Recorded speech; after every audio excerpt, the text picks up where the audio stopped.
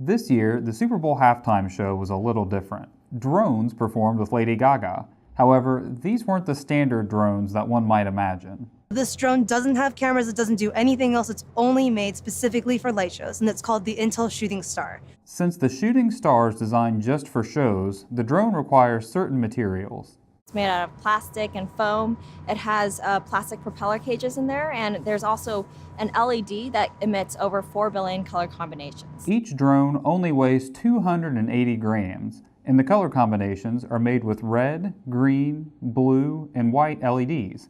However, the Shooting Star is still a drone, which means it's still subject to FAA regulations.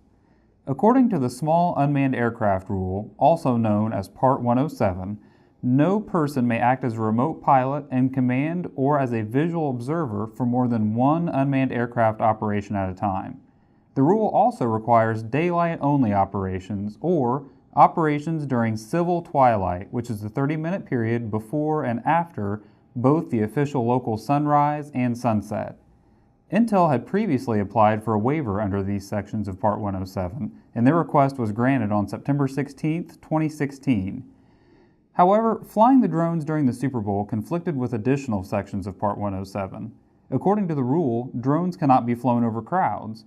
To comply with this policy, Intel and the NFL pre-recorded the opening of the halftime show. Also, Part 107 limits the height that drones can be flown and regulates the airspace in which they fly. Drones can be flown up to 400 feet above ground level or within 400 feet of a structure in Class G airspace. Since the NRG Stadium falls within Class B airspace, Intel received an additional special waiver granting them permission to fly up to 700 feet in the restrictive airspace.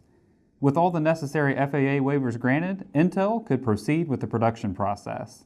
So a drone show consists of 300 drones coming up into the night sky and forming different shapes. It's choreographed with music and it performs different animations in the sky.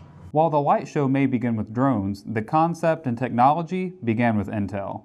We built all of this completely from scratch, designed the drone from scratch, the software from scratch in order to create this unique system here that's able to work in any location. The drone light show that Super Bowl viewers saw began with animators working in a studio to custom design the presentation. This is really important from both a safety and a creative perspective that the people who are designing the show know exactly what they're going to see when they come on site.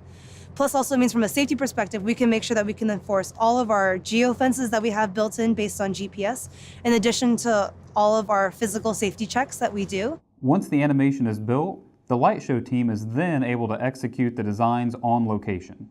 So then when we come on site and we fly the animation, we basically have a series of geometries that we're forming in the sky and then morphing between them. And we have an animator that works really hard to make these amazing animations possible and bring them to life as basically 3D sculptures in the sky for the audience to see. But a drone light show isn't just an art exhibition, it's a performance. That means all of the elements need to complement each other.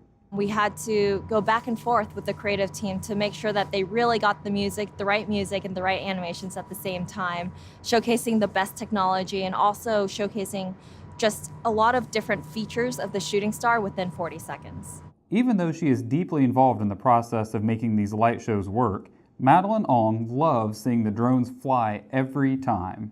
When you see them all take off, you're just in awe. It's like you're taken back to when you're 5 and you see fireworks for the first time. So every time I watch the show, you get that same kind of feeling. And afterwards, you just want to jump for joy and run all over the place and hug everybody. Anil Nanduri, Vice President of the GM Drones Group, echoes Ong's feelings and looks forward to the future of the Intel Shooting Star. This is just phenomenal, and this is just the start of the journey of what else we can do with this. I mean, we had to think it outside the box. We had to bring it in saying, how are you going to logistically operate such large fleets? And when we designed for that, the journey continues to scale. 300 today, 500, which we have already done, and lots more in future.